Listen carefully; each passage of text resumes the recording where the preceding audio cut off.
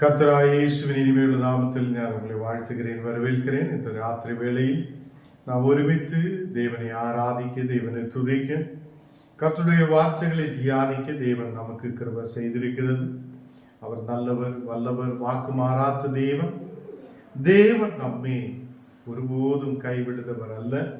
அவர் நம்மோடு கூட இருந்து நம்மை ஆசீர்வதிக்கிறவராய் இருக்கிறார். நாம் ஜெபிக்கலாம். தேவனே, பரிசுத்த பிதாவே, ராத்திரி வேளையில் அப்பா உம்முடைய வார்த்தைகளை தியானிக்க, நாங்கள் ஒரு மனதோடு ஜெபிக்க நீர் எங்களுக்கு கிருபை செய்திருக்கிறதுக்காக ஸ்தோத்திரம்.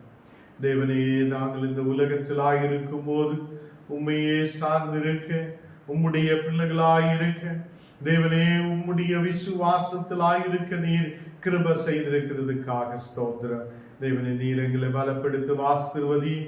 உம்முடைய தெய்வீக சிந்தனையோடு தெய்வீக கிருபைகளை பெற்றுக்கொண்டு இந்த தேசத்தில் ஆயிருக்க நீர் கிருபை செய்ததுக்காக ஸ்தோத்திரம். இன்றைக்கு அப்பா கடந்து வந்திருக்கிற எல்லா மக்களையும் நீர் ஆசீர்வதித்து பலப்படுத்து. எல்லா மக்களையும் நீர் ஆசீர்வதியும் அப்பா. எல்லா பலவீனதைகளை மாற்று, கண்ணீரான சூழ்நிலைகளை மாற்று.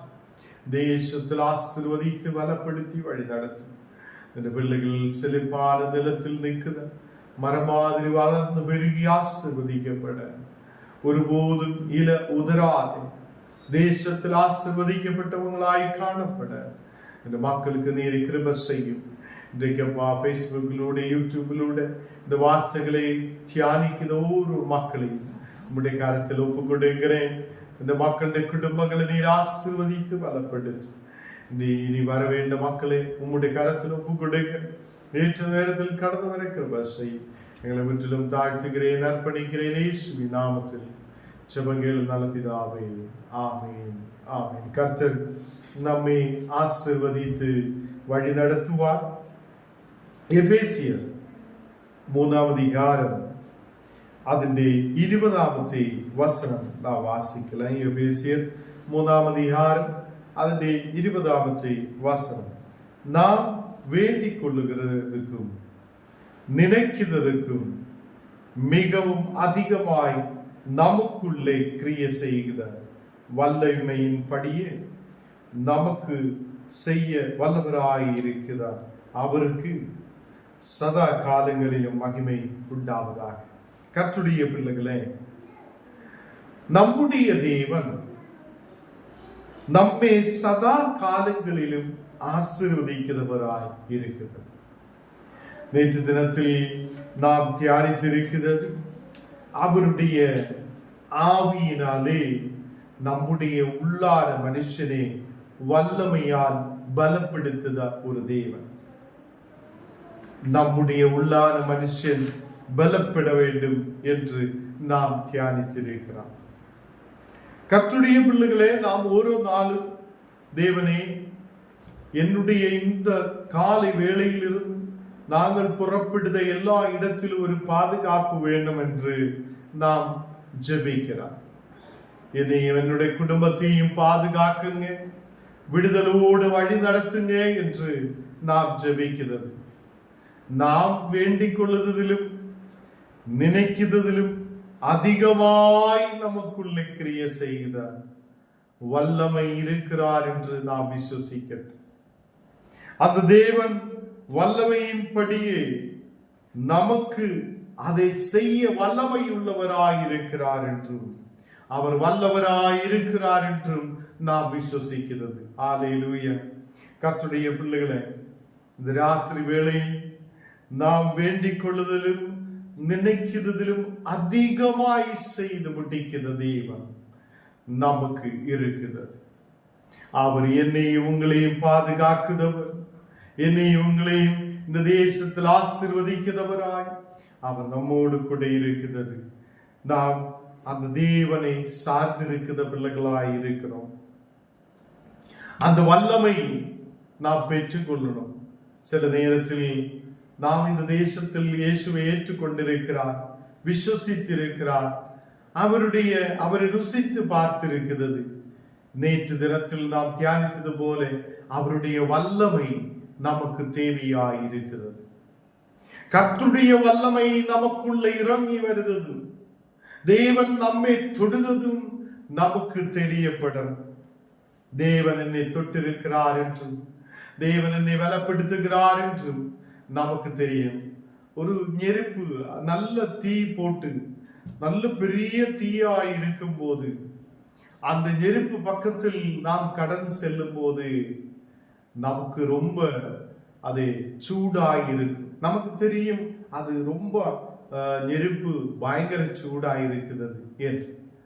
இதே மாதிரி நாம் கர்த்தருடைய பக்கத்திலேக்கு கடந்து செல்ல பக்கத்திலேக்கு போகும்போது நமக்கு உணர்வு உண்டாகணும். தேவன் என்னை தொடுகிறார், தேவன் என்னை ஆசீர்வதிக்கிறார், தெய்வீக வல்லமை என்மேல் ஊற்றப்படுகிறார் என்று நமக்கு தெரியணும். இன்னையிலிருந்து அதுக்காக நாம் ஜெபிக்கணும். தேவனே, உம்முடைய வல்லமை என்மேல் ஊற்றப்படும் போது, உம்முடைய அபிஷேகம் என்மேல் ஊற்றப்படும் போது அது எனக்கும் தெரிய நீ கிருபை செய்யும் என்று ஜெபிக்கட்டும். கர்த்தருடைய பிள்ளைகளை, நாம் வேண்டிக் கொள்ளுத விஷயங்கள் நாம் நினைக்கிறதிலும் அதிகமாய் நமக்குள்ளே கிரியை செய்ய வல்லமையின் படியே நமக்குள்ளே இருக்குதா, அந்த வல்லமையின் படியே நமக்கு செய்ய அவர் வல்லமை உள்ளவராய் இருக்கிறது. அவர் சதா காலங்களிலும் அவருக்கு மகிமை உண்டாவதாக. அதை எபேசியர் 6ஆம் அதிகாரம் അതിന്റെ 10ാമത്തെ വസനത്തിൽ നാം വാസിക്കും പോது എബേസിയർ 6 അതിന്റെ 10ാമത്തെ വസനം, கடைசியாக என் சகோதரரே, கர்த்தரிலும் அவருடைய சத்துவத்தின் வல்லமையிலும் பலப்படுங்கள். நாம் அவருடைய வல்லமையில் பலப்பட வேண்டும் என்று தேவன் சொல்லுகிறார். நாம் எல்லா நாளும் ஞானம் நீங்களும் ஜெபிக்கிறான். காலையில் எழும்புகிறா, தேவனே ஸ்தோத்திரப்பா, என்னை ஆசீர்வதிங்க, பலப்படுத்துங்க அப்படியே சொல்லி நாம் ஜெபிக்கிறான். நம்முடைய வாழ்க்கை முன்னாடி போகுது. இந்த நாடுகளில் நமக்கு கொஞ்சம் கூட ஒரு படி மேல ஏறி அவருடைய வல்லமையை பெற்றுக் கொள்ளுத மக்களாயிருக்க, அவர் நம்மை தொடுவதை உணர்ந்த மக்களாயிருக்க, இயேசு என்னோடு கூட இருக்கிறார் என்று தெரிந்த மக்களாயிருக்க, நாம் ஜெபித்து ஆயத்தப்பட்டு அவருடைய வல்லமையால் பலப்படுத மக்களாய் காணப்படட்டும். தேவ பிள்ளைகளே, இங்கே சொல்லுகிறார், என் சகோதரரே, கர்த்தரிலும் அவருடைய சத்துவத்தின் வல்லமையிலும் பலப்படுங்கள். இன்றைக்கு நாம் எதில் பலப்படணும்? நாம் பலப்பட வேண்டது கர்த்தரிலும் அவருடைய சத்துவத்தின் வல்லமையிலும் நாம் பலப்படணும். கர்த்தர் என்னோடு கூட இருக்கிறார் என்று நேற்று தினத்தில் நாம் தியானித்திருக்கிறது. கிறிஸ்து உங்கள் இருதயங்களில் வாசமாய் இருக்கிறார் என்று நேற்று தினத்தில் நாம் வாசிச்சு கேட்டிருக்கிறது. கர்த்தருடைய பிள்ளைகளே, கர்த்தரும் அவருடைய சத்துவத்தின் வல்லமையிலும் நாம் பலப்பட்டு முன்னாடி கடந்து செல்ல மக்களாய் இருக்கும் போது சோர்வு நம்மை தாக்காது. இந்த உலகத்திலே கஷ்டங்கள் வரும்போது நாம் கீழே விழுந்து விட மாட்டோம். பலவீனங்கள் வரும்போது பலப்பட்டு முன்னேற நமக்கு கிருபை செய்வார். ஏதோ ஒரு வியாதி வந்தா உடனே படுத்து படுத்து இங்கே படுத்து கிடக்கலாம் என்று நினைக்கிறவங்களா தான் இன்னைக்கு இருக்குது. நாம் எழுப்ப வேண்டும். இயேசு என்னை பலப்படுத்துவார் என்று சொல்லி விசுவாசத்தோடு எழுப்பி முன்னாடி போகுத மக்களாய் காணப்படும். கர்த்தருடைய பிள்ளைகளே, பெரிய பெரிய வியாதி இருக்கிற மக்கள் விசுவசித்து, இயேசுவில் விசுவசித்து, இயேசுவின் வல்லமையால் குணமாயிருக்கிற எத்தனையோ மக்கள் இருக்குது. இந்த நாடுகளில் நம்முடைய விசுவாசம் பெருகட்டும். நாம் இயேசுவில் விசுவசிக்கட்டும். கர்த்தரிலும் அவருடைய சத்துவத்தின் வல்லமையிலும் நாம் பலப்படுத மக்களாய் காணப்படட்டும். பலவீனதையோடு இருக்குது, ஐயா எனக்கு முன்னாடி போக முடியாது இருக்குது, நான் எப்படி முன்னாடி போகும் என்று சொல்லி கவலையோட பயத்தோட நாம் காணப்படும் போது நாம் விசுவசிக்கட்டும், இந்த பயம் என்னை தாக்க மாட்டேன். இந்த பயத்திலும் இந்த பிரச்சனையிலும் என்னை தாண்ட வைக்கிற ஒரு தேவன் உண்டு. அதை தாண்டி முன்னேற கர்த்தர் எனக்கு கிருபை செய்வார். அல்லேலூயா. மத்தேயு 6-ാം അധ്യായം അതിന്റെ 25-ാമത്തെ വചനം നാം വാസിക്കുമ്പോൾ, മത്തയ്യു 6 അതിന്റെ 25-ാം വചനം, ஆகையால் என்னதை உண்போம் என்னத்தை குடிப்போம் என்று உங்கள் ஜீவனுக்காகவும் என்னதை உடுப்போம் என்று உங்கள் சரீரத்துக்காகவும் கவலைப்படாதிருங்கள். இன்றைக்கு நிறைய விசுவாசி மக்களோட பிரச்சனை என்ன? கவலை. இயேசு இருக்கிறார் என்று நமக்கு தெரியும், அவர் என்னை விடுவிப்பார் என்று நமக்கு தெரியும், அவர் என்னை பலப்படுத்துவார் என்று தெரியும். எல்லாம் தெரிந்தும் நாம் கவலையிலே முன்னாடி போய் கொண்டிருக்கிறது. என்னாகும் என்னாகும், எனக்கு என்னாகும், ஞான் எப்படி போகும், ஞான் எப்படி அது செய்யும், ஞான் எப்படி முன்னாடி போகும், என் குடும்பம் எப்படி ஆகும் என்று சொல்லி கவலைப்பட்டு கவலைப்பட்டு நீ போகும் போதும் என்ன பிரயோஜனம், என்ன லாபம்? கர்த்தருடைய பிள்ளைகளே, நான் உண்மையாய் கிறிஸ்துவை சார்ந்து இருக்குது என்றால் கவலை என் வாழ்க்கையில் இருக்க மாட்டேன். எதை பற்றியுள்ள கவலை? இங்கே இயேசு சொல்லுகிறார், என்னத்தே உண்போ, எது சாப்பிடு, எது சாப்பிடு. காலையிலிருந்து எழுப்பி நம்ம வீட்டில் இருக்கிற அம்மமாரு சகோதரிமார் எல்லாம் காலையிலிருந்தே என்ன சமைக்கும் என்ன சமைக்கும் என்ன சமைக்கும்னு சொல்லி சாயங்காலம் ஒரே சமையல் தான். അതിന്റെ ഇടയിൽ കുറയും ചൊല്ലും, ഒരു 10 കുറയും பேசும். நான் மட்டும்தான் இங்க வேலை செய்கிறார், நான் மட்டும்தான் இப்படி இருக்கிறார் என்றெல்லாம் சொல்லி உள்ளத்தில் கவலைப்பட்டு கவலைப்பட்டு கவலைப்பட்டு நீ வேலை செய்துட்டு என்ன பிரயோஜனம்?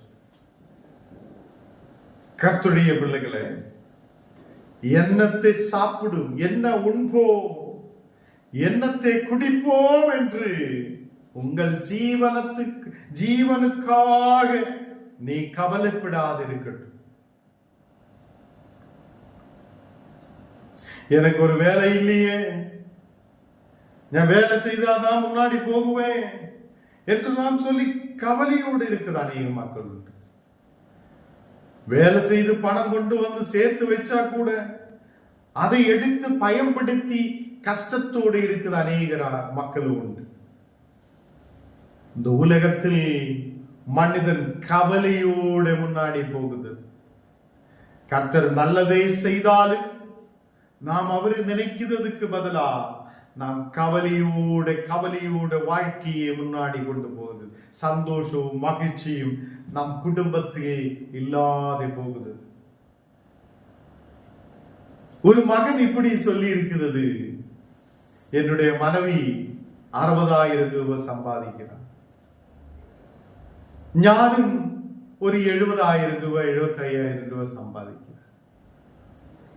மாச கடைசியில் ஒரு தக்காளி வாங்க, ஒரு வெங்காயம் வாங்க பணம் இல்லையே சார் என்று சொல்லுங்க. எவ்வளவு சம்பாதிக்கிறார்?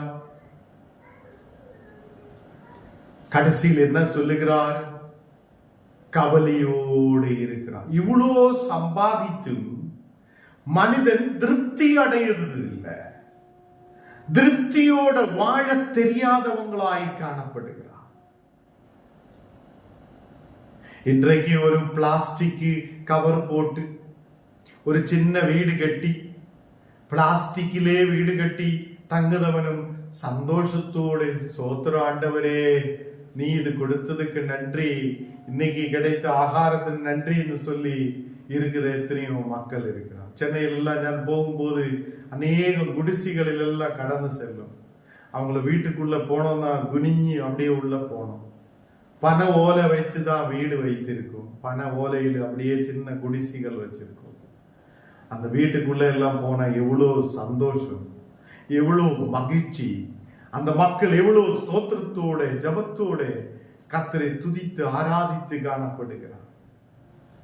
அவங்களுக்கு கவலை இல்லை, அவங்கள் தேவன் எனக்கு உதவி செய்திருக்கிறார் என்று சொல்லும். அந்த நம்ம பார்க்கும் போது அவங்க குடிசையில் தானே இருக்குது. அவங்க பலவீனத்தோடு தானே இருக்குது. இவ்வளவு பிரச்சனையில் இருக்கிறவங்களும் சந்தோஷத்தோடு இருக்குதேன் என்றால் அவங்க திருப்தியோடு வாழ்கிறார். கர்த்தர் எங்களுக்கு தேவையானதை சந்தித்திருக்கிறார் என்று சொல்லுகிறார். நமக்கு எவ்வளவு கொடுத்தாலும் நாம் திருப்தி அடையதவர்களாய் இல்லை. என்ன உண்போம், என்ன சாப்பிடும், என்ன குடிக்கும், என்ன குடிப்போம் என்று சொல்லி கவலையோடு நம்முடைய ஜீவனத்துக்காக நாம் கவலைப்பட்டு கொண்டே இருக்குது. சில பேர் இப்போ சாப்பாடுக்கு பதிலாக இவ்வளவு பெட்டி கணக்கு பெரிய பெரிய பாக்ஸ் வாங்கி டேப்லெட் வாங்கி சாப்பிட்டுட்டே இருக்கு. ஏன்னா அவங்க வாழ்க்கை முழுவதும் அதில் தான் நம்பிக்கை. இதை ஸ்டாப் பண்ணலாம், கர்த்தர் விடுதலை கொடுப்பார், தேவன் என்னை நடத்துவார், தேவன் எனக்கு விடுதலை தருவார் என்று நம்புவதற்கான மனதே உங்களுக்கு இல்லாமல் போகும். சில நேரத்தில் வியாதி இருக்கும் போது டேப்லெட் எடுக்கலாம், வியாதி முடிந்ததுக்கு அப்புறம் கண்டினியூஸா போயிட்டு இருக்கிறார். எத்தனையோ பேர் அப்படி இருக்கிறது. ஏனென்றால் நம்பிக்கை முழுவதும் அந்த சின்ன டேப்லெட் மேல. நம்முடைய நம்பிக்கை தேவன் மேல் இருக்குதா இல்லையா என்று இந்த ராத்திரி வேளையில் நாம் கவனிக்கின்றோம். கர்த்தருடைய பிள்ளைகளே, நமக்கு தேவன் கொடுத்தது நல்லதுதான் என்று நினைக்கின்றோம். தேவன் கொடுத்த ஆசீர்வாதம், ஆண்டவரே நீர் கொடுத்ததுக்கு நன்றி அப்பா என்று சொல்லி நன்றியோடு நாம் முன்னாடி போகிற மக்களாய் இருக்கும் போது கவலை நம் வாழ்க்கையில் வராது. இரண்டாவது விஷயம், பக்கத்தில் வீட்டுக்கார் பெரிய நிலையில் அது வாங்குகிறார் இது வாங்குகிறார், அவங்க அப்படி போகிறார் என்று சொல்லி நாமும் அப்படியே வாங்கி அது இது என்று சொல்லி சாப்பிட்டு அங்க இங்க சுற்றி அலைஞ்சு நடந்தால் நாமும் கீழே விழுந்து விடும், திருப்பியும் கவலையிலே போய்விடும். நாம் மனிதரை பார்த்து வாழ்ந்தவங்கள் அல்ல. நம்முடைய தேவை நமக்கு தெரியும், நம்மை தேவன் நடத்துகிறார் என்று நமக்கு தெரியும்.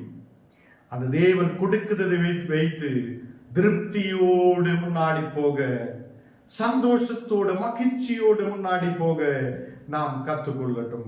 இந்த ராத்திரி வேளையில் தேவன் நம்மோடு பேசுறது கவலை நம் வாழ்க்கையில் இருந்து மாற்றிவிட்டது.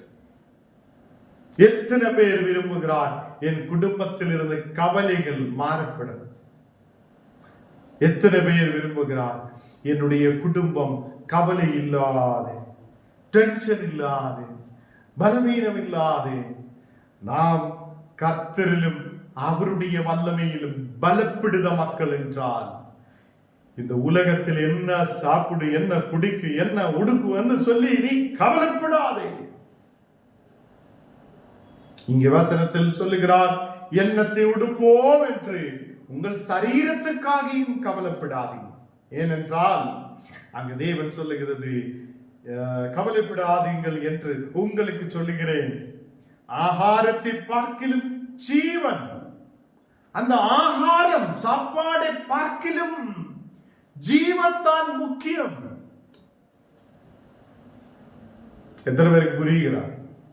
உன்னுடைய ஜீவன் தான் முக்கியம். சாப்பாடு இன்னைக்கு கிடைத்ததுனால நாளைக்காவது சாப்பிடலாம், பிரச்சனை இல்லை.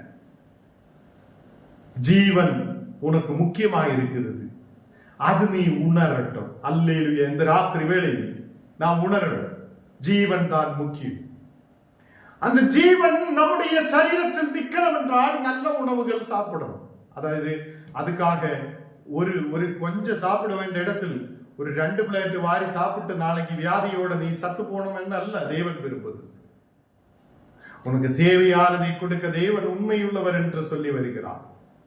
அதே நேரத்தில் இந்த நாளுகளில் ஆகாரத்தை பார்க்கிலும் ஜீவன் தான் பெரியது என்று நீ நினைத்துக் கொள்ளட்டும். இன்றைக்கு நாம் திருப்பி தான் யோசிக்கிறார், ஆகாரம் தான் எனக்கு முக்கியம் என்று நினைக்கிறார். நிறைய ஆலயங்களிலும் இன்னைக்கு ஆராதனை குறைந்து வருகிறது. எதுக்கு தெரியுமா? இந்த பாஸ்டர்மார் எல்லாம் என்ன பண்ணுகிறதா, ஆராதனைக்கு வருத எல்லா மக்களுக்கும் சாப்பாடு கொடுக்கும். ஆராதனை இருக்குதுன்னா சாப்பாடு, ஆராதனை இருக்குதுன்னா சாப்பாடு. இப்படி சாப்பாடு கொடுத்து கொடுத்து பாஸ்டர் அப்படியே கடைக்காரனாய் மாற்றப்பட்டு கடைசியில் சாப்பாடு இல்லாத இருக்கும்போது மக்களும் வர மாட்டாங்க. அப்போ இன்னைக்கு எல்லா இடத்திலும் மக்கள் ஆவிக்குரிய வசனங்களை கேட்கறதுக்கு பதிலா சபைகளிலும் இது நுழைஞ்சிச்சு. அதே நேரத்தில் சில நல்ல சபைகளில் எல்லாம் அவங்க ஆராதனைக்கு தான் முக்கியத்துவம் கொடுக்கிறார்.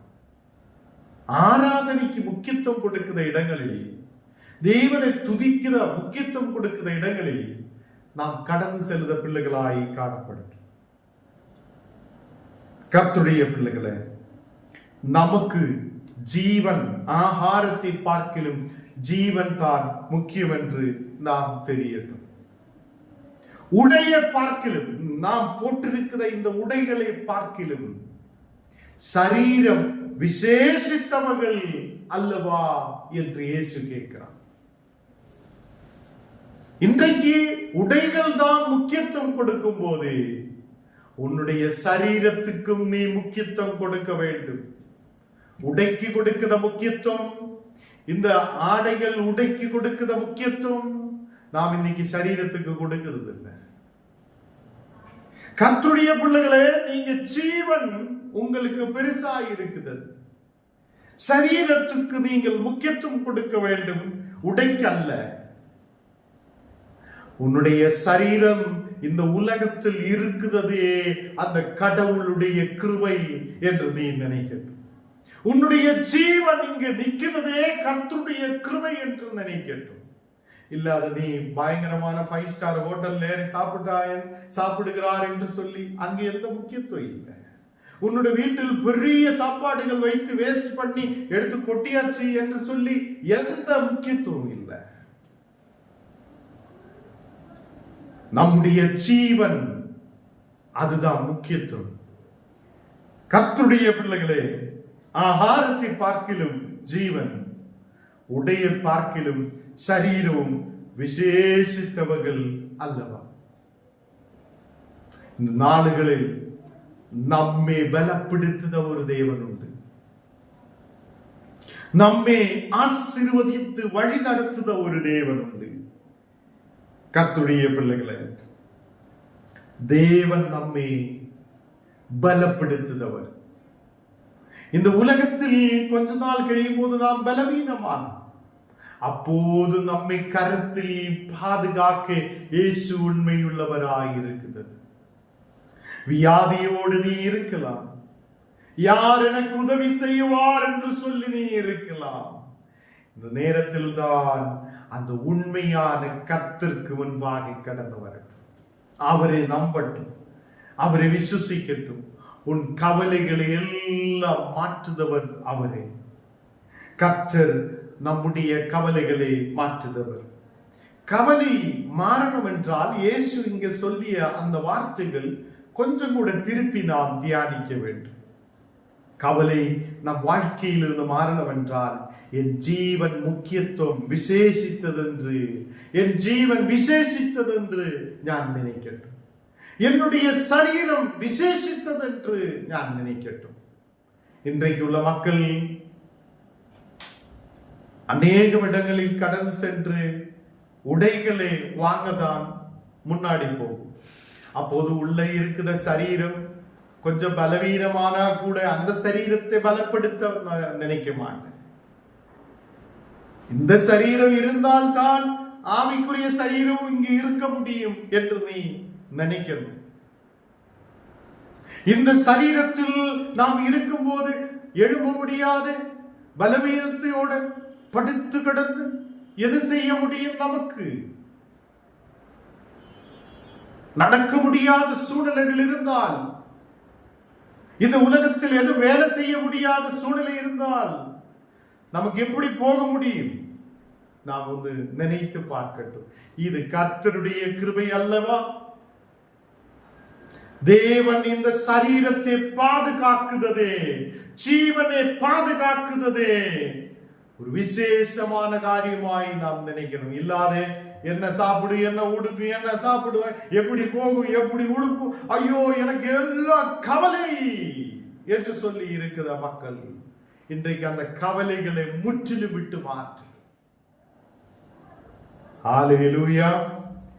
இங்கு தேவன் சொல்லுகிறார், மத்தேயு 6ஆம் அதிகாரம் அது 26வது வசனத்தில் சொல்லுகிறார், ஆகாயத்து பட்சிகளை கவனித்து பார், அவைகள் விதைக்கிறது இல்லை, அறுக்குறதும் இல்லை, களஞ்சியங்களில் சேர்த்து வைக்கிறதும் இல்லை, அவைகளே உங்கள் பரமபிதா பிழை போற்றுகிறார். அவைகளை பார்க்கலும் நீங்கள் விசேஷித்தவர்கள் அல்லவா? நீங்க விசேஷித்தமான மக்கள். எல்லாரும் அங்க வீட்டிலே இருந்து சொல்லட்டும், நாங்கள் விசேஷித்தவர்கள், நாங்கள் விசேஷித்த மக்கள். அந்த பறவைகளே பட்சிகளே காப்பாற்றி வழி நடத்துத தேவன், அதுக்கு தேவையான உணவை கொடுக்கிற தேவன். அது எதுவும் விதைக்கிறது இல்லை, வேலை செய்யறது இல்லை, அது எந்த இடத்திலும் அது விதைகளை போட்டு எதுவும் செய்யறது இல்லை, அது களஞ்சியங்களில் சேர்த்து வைக்கிறதும் இல்லை. அவைகளே உங்கள் பரமபிதா அவைகளையும் வழி நடத்துகிறார். அந்த பட்சிகளை பார்க்கிலும் நாம் விசேஷித்தவங்களாய் இருக்கும் போது என்னை இந்த ராத்திரி வேளையில் நடத்த, என் குடும்பத்தை இந்த ராத்திரி வேளையிலிருந்து வழி நடத்த இயேசு உண்மையுள்ளவர் என்று நம்பிக்கை வைக்கட்டும். அல்லேலூயா. இந்த ராத்திரி வேளையில் தேவ பிள்ளைகளே, நம்மை ஒப்புக்கொண்டிருக்கட்டும். எல்லா கவலைகளை மாற்றட்டும், எல்லா கண்ணீரான சூழ்நிலைகள் நம்மை விட்டு மாறட்டும். நாம் அந்த பிரச்சனைகளில் இருந்து வெளியில் வரட்டும். தேவன் நம்மை முன்னாடி கொண்டு போக விரும்புகிறார். ஹல்லேலூயா.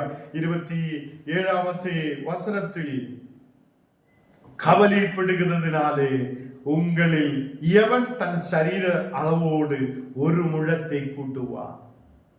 நீ கவலைப்பட்டு என்ன பிரயோஜனம் என்று இயேசு கேட்கிறார்.